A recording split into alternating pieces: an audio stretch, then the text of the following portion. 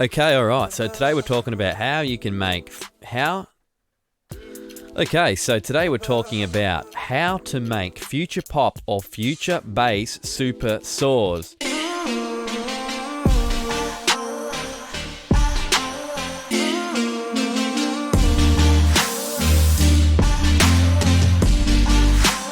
Pro juicy tips that no one tells you about because they want to keep them to themselves.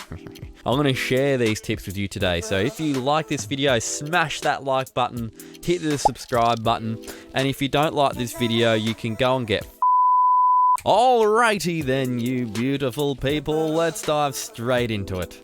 Alright, so tip number 1 is to add contrast in layers. So basically, pick one main synth and then support it with other softer and warmer synths.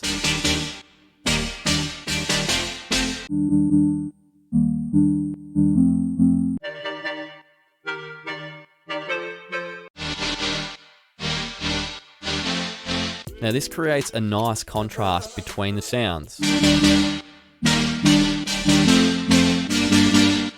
Once I have my sounds, I make sure they have similar envelopes but not exactly the same. This keeps things sounding a little bit different. Then on every sound, I EQ out all of my sub-frequencies. Now the reason we EQ all this low crap out is because we're creating space for the next tip, which is adding sub-bass. Now the sub-bass is what makes your super saws hit hard. If your sub-bass is too low or too high, it just won't have that punch and depth. So try and keep your frequencies in between 30 and 60 Hertz.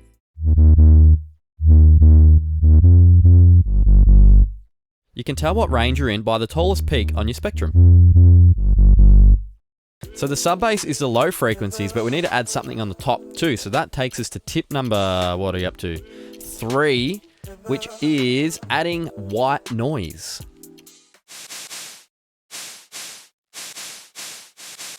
White noise is so powerful for giving that high-end glisten to your super saws. Like you did on the other layers, EQ out all of the low end and also make it wider using Ableton's filter delay. Now if you want to check out exactly how I make things wide, you can watch a video up here for the full tutorial. Now this next tip will make your shit so much more professional, but the average listener probably won't even notice it. So tip number 4, and that's nudging. So the best way to do this is to nudge each note in your chord across separately. Now you can hold Alt and then tap right or left on the directional pad to do this. Once you've nudged those notes across, you can nudge each chord across separately, making sure that it's not perfectly timed to the beat. Having the chords delayed a little bit will add a lot of rhythm. A lot of future bass artists like Flume and Hermitude use techniques like this. So even if you've done all these tips, you've actually watched this far through the video. Thanks for that, by the way. And your super saw is still lacking and it still sounds like trash. It's probably because your drums are trash. So tip number 5, beef up your drums with drum fills. Drum fills are so important to help emphasize the groove and rhythm that you've done with your nudging.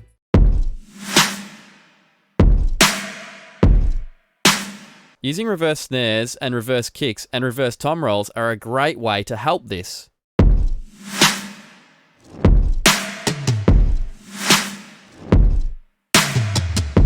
Reverse kicks and snares go really good before important kicks and snares, and tom rolls help transition from one part to another.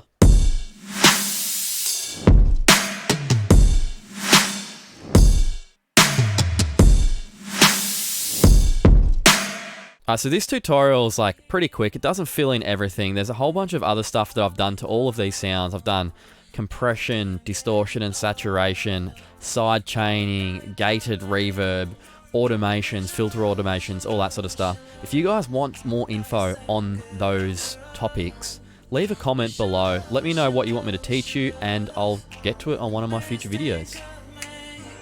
Thanks for watching. If you enjoyed this video, consider subscribing. If you have a question, leave it in the comments below. Or if you want a whole bunch of free stuff, you can visit my website at offthebeat.com.